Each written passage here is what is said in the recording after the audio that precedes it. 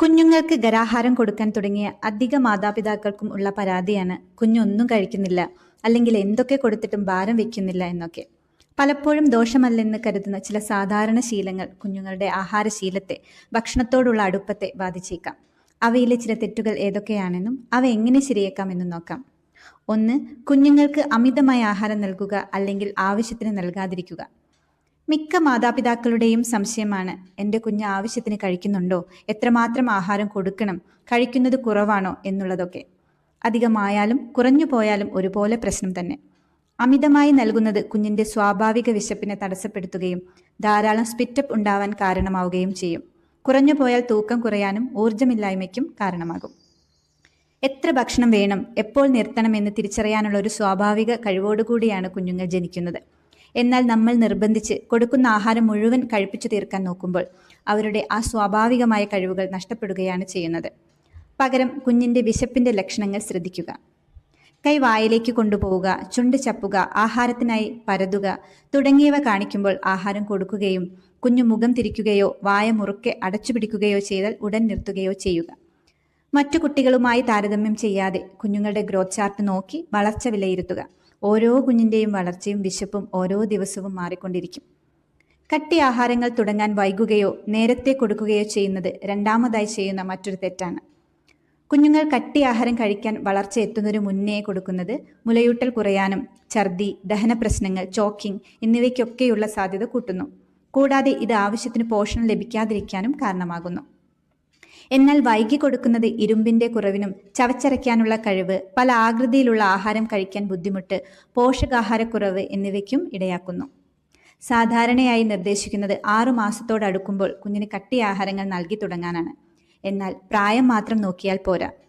കുഞ്ഞിന് ചില ശാരീരികമായ മാറ്റങ്ങൾ കൂടി വരണം. ഉദാഹരണത്തിന് മറ്റൊരാളുടെ സഹായത്തോടെ നേരെ ഇരിക്കാൻ കഴിയുക, നമ്മൾ കഴിക്കുന്ന ഭക്ഷണത്തോട് താല്പര്യം കാണിക്കുക, അതുപോലെ നാക്കുകൊണ്ട് ഭക്ഷണം പുറത്തേക്ക് തള്ളുന്ന രീതി, ടങ് ത്രസ്റ്റ് റിഫ്ലക്സ് മാറുകയും വേണം. മൂന്നാമതായി ചെയ്യുന്ന വലിയൊരു തെറ്റാണ് അളവിന് പ്രാധാന്യം നൽകി ഗുണമേന്മ കുറയ്ക്കുന്നത്. എത്രമാത്രം ആഹാരം കഴിക്കുന്നുണ്ട് എന്നുള്ളതിൽ മാത്രമല്ല കാര്യം, കുഞ്ഞിന് കൊടുക്കുന്ന ആഹാരത്തിൽ ആവശ്യത്തിന് പോഷകങ്ങൾ ഉണ്ടോ എന്നുള്ളതും വളരെ പ്രധാനമാണ്. കുഞ്ഞിന് എപ്പോഴും ഒന്നും ചേർക്കാതെ വെറും കഞ്ഞി, ഫ്രൂട്ട് പ്യൂരികൾ, അമിതമായി റൈസ് സിറിയലുകൾ എന്നിവ മാത്രം നൽകുന്നത് പലപ്പോഴും കണ്ടുവരാറുണ്ട്. ഇതിൽ കുഞ്ഞിന് വളരാൻ വേണ്ട പ്രോട്ടീനും ഇരുമ്പും വളരെ കുറവായിരിക്കും. കുഞ്ഞുങ്ങളിൽ ഏറ്റവും കൂടുതൽ കണ്ടുവരുന്ന ഒന്നാണ് അയണിൻ്റെ കുറവ്. ഇത് അവരുടെ തലച്ചോറിൻ്റെ വളർച്ചയെയും ഉന്മേഷത്തെയും, എന്തിന് വിശപ്പിനെ പോലും ദോഷകരമായി ബാധിക്കും. കുറഞ്ഞ അളവിൽ കൂടുതൽ പോഷകങ്ങൾ അടങ്ങിയ ഭക്ഷണങ്ങൾ നൽകാൻ ശ്രദ്ധിക്കുക. അയൺ ചേർത്ത ആഹാരങ്ങൾ, നന്നായി ഉടച്ച പരിപ്പ് വർഗ്ഗങ്ങൾ, ഇറച്ചി, മുട്ട, പിന്നെ നല്ല കൊഴുപ്പടങ്ങിയ അവക്കാഡോ പോലുള്ള ഫ്രൂട്ട്സുകൾ, പച്ചക്കറികൾ എന്നിവ ഭക്ഷണത്തിൽ ഉൾപ്പെടുത്തുക. വളർച്ച എന്നത് വെറും ശരീരത്തിൻ്റെ വലുപ്പമല്ല, അത് കുഞ്ഞിൻ്റെ ശരിയായ വികാസം കൂടിയാണ്.